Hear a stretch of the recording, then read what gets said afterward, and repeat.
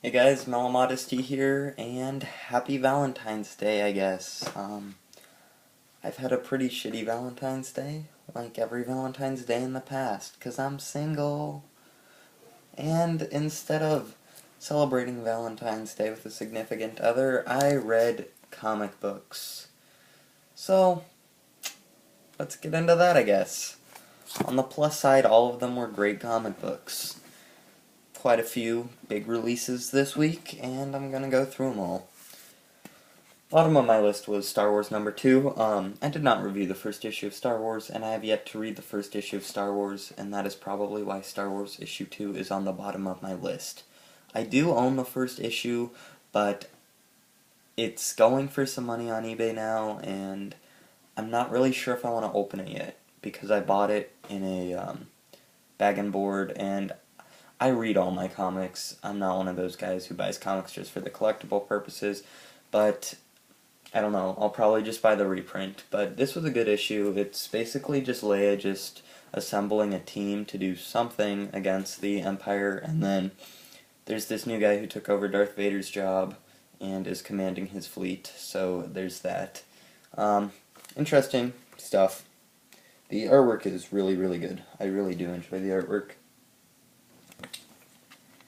I'd recommend it. Yeah, it's good.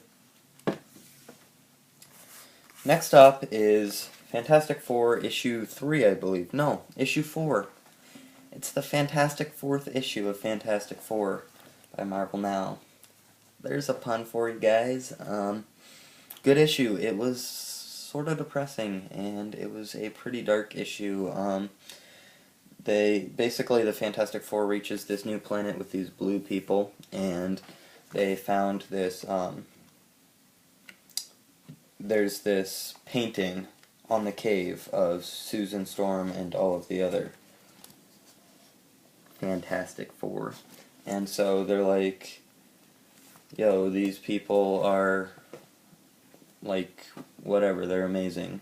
And so they're like, you visited us before. And everyone's like, no, we didn't. And I'm like, I'm doing a bad job at explaining this story, but it's just, I mean, this is almost a one-shot, and it's a really sad, but really well-written one-shot, and I really, really enjoyed this book. Fantastic Four is a great series. It didn't start out the best, I didn't think, but this issue and the last issue were very good, and on other less packed weeks, this could definitely be a pick of the week for me. I thought this was very good. Next up is such a great series. It's a mini-series. It's the best mini-series going on right now, in my opinion. And it's definitely in my top 3 things to read every week. And that is Change, issue 3. This has been the best issue of Change, by the way, and any other week, this would have been my number 1. This was so fantastic. The artwork was beautiful, beautiful, beautiful. This is honestly like almost tied with my number 1 this week. And it makes more sense than last issue. It makes even a little bit more sense than the first issue. You get a lot of answers. You get the beautiful artwork. You get the beautifully written story. And it's just so... This book is a delight every week it comes out. I really, really love it.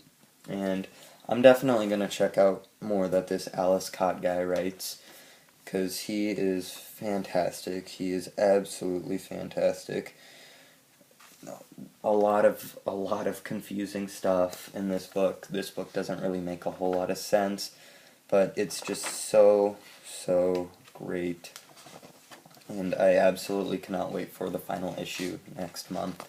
And to be honest, I'm gonna buy the hardcover or trade of this when it comes out, which I very rarely do. If I buy the single issues, I usually don't buy the trade, but this is one that I'm gonna shell out for because I love this series. It's wonderful. It's not for everyone. Like, it's weirder than a Grant Morrison book, to be honest. Like, even if you're a fan of Grant Morrison, you still might not like Change. It's very, very artistic, esoteric, artsy, strange, incomprehensible, high concept. It's wonderful, though, in my opinion, and if you like most of the comics that I like, I would suggest at least checking it out. I think it's fantastic. And my pick of the week, even though I like to change a lot, this is honestly, Change and this are my pick of the week, but I feel like I gotta give it to this. Batman 17, the conclusion of Death of the Family. This issue is a bit of a letdown, to be honest, but at the same time, it was wonderful. When I say, okay, spoilers. Right now, spoilers. If you have not read Batman 17, I would suggest not watching the rest of this video, because I'm going to spoil it, and yeah. Basically, Batman 17, Death of the Family. No one dies. And that's a good thing and a bad thing. It's a bad thing because I was expecting someone to die, and you know how it is when it's like, who's gonna die? It's this big event. Someone's gonna die. And, I mean, if no one dies, it's sort of like there's no payoff. But at the same time, it really goes with the story, because this issue shows what a mindfuck this arc has been.